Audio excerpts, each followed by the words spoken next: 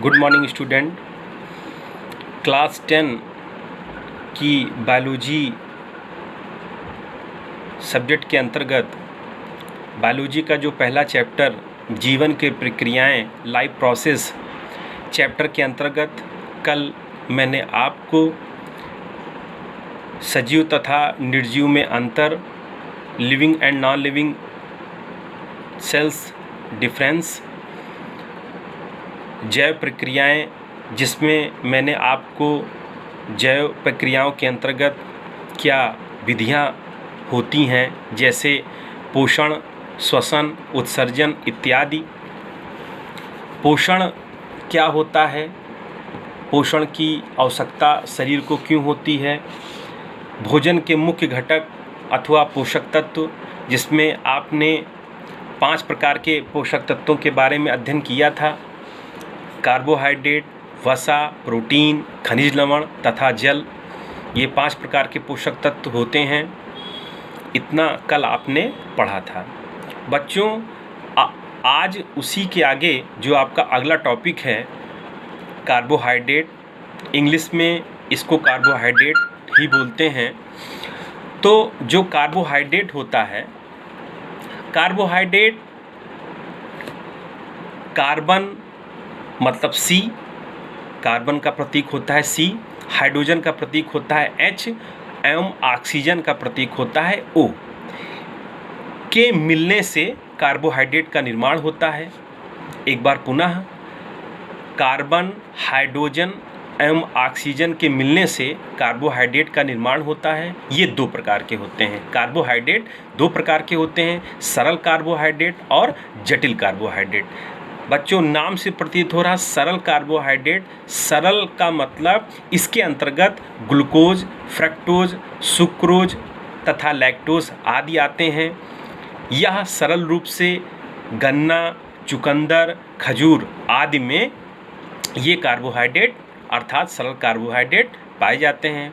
यदि आप इसका दूसरा प्रकार देखेंगे जिसका नाम है जटिल कार्बोहाइड्रेट, इसके अंतर्गत मंड युक्त पदार्थ जैसे आलू अर्थात पोटैटो, चावल, राइस, अरबी, मक्का, साबूनदाना आदि, ये जो खाद्य पदार्थ हैं इनमें जटिल कार्बोहाइड्रेट पाया जाता है। अब ये 2 प्रकार पढ़ने के बाद अगला आपका टॉपिक आता है कार्बोहाइड्रेट की उपयोगिता, यूजेस ऑफ कार्बोहाइड्रेट्स, अर्थात जो कार्बोहाइड्रेट, जो पोषक तत्व जिसके अंतर्गत कार्बोहाइड्रेट का हम सभी लोग अध्ययन कर रहे हैं, उस कार्बोहाइड्रेट का हमारे शरीर में क्या यूज़ होता है, क्या इसकी उपयोगिता होती है। तो इस आधार पे सबसे पहला पॉइंट ये होता है कि कार्बोहाइड्रेट जैविक कार्यों के लिए ऊर्जा प्रदान करता है, अर्थात यह हमारे शरीर को ऊर्जा प्रदान करता है। दूसरा पॉइंट, ग्लूकोज मतलब जो भी मीठे युक्त पदार्थ हैं, ग्लूकोज को कोशिका का ईंधन भी कहते हैं।